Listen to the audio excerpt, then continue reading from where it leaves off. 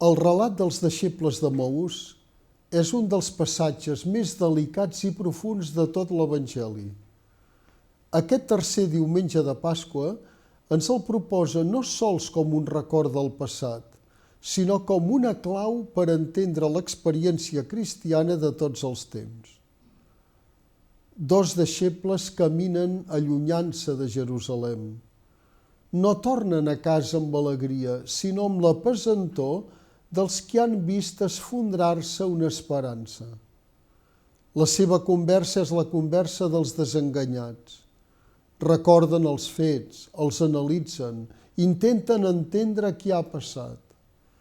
I és aleshores quan un desconegut s'acosta i camina amb ells. El detall és teològicament extraordinari.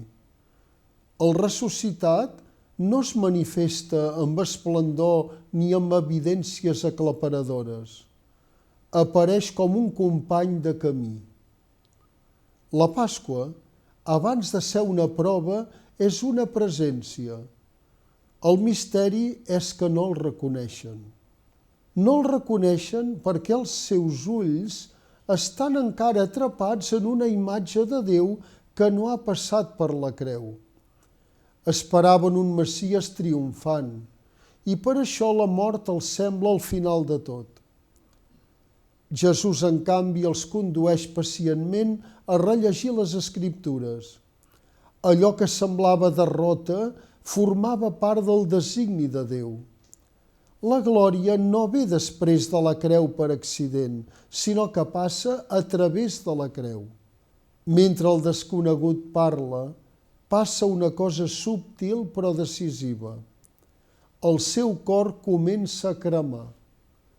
No és encara el reconeixement, és alguna cosa més interior, la intuïció que la paraula de Déu, quan és explicada des de la Pasqua, encén la vida.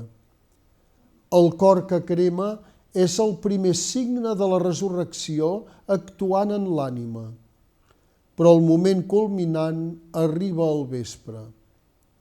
Quan arriben al poble, el foraster fa veure que continua el camí. No s'imposa, espera una invitació. Queda't amb nosaltres, li diuen. I és en aquell gest tan senzill, prendre el pa, beneir-lo, partir-lo i donar-lo, quan els ulls se'ls obren finalment. El reconeixen en el pa partit. La tradició cristiana ha vist sempre en aquest gest una clara referència a l'Eucaristia.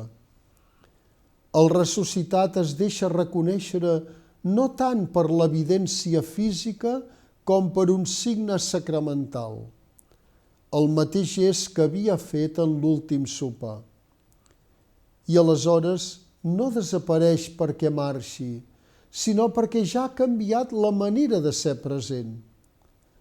Els deixebles que abans fugien de Jerusalem s'aixequen immediatament i hi tornen. La Pasqua sempre té aquest efecte, transforma la direcció del camí. Quan Crist és reconegut, el desànim es converteix en missió. Potser avui molts cristians caminen també com els deixebles d'Emaús, amb la sensació que la fe s'ha tornat més difícil en un món que sembla haver oblidat Déu.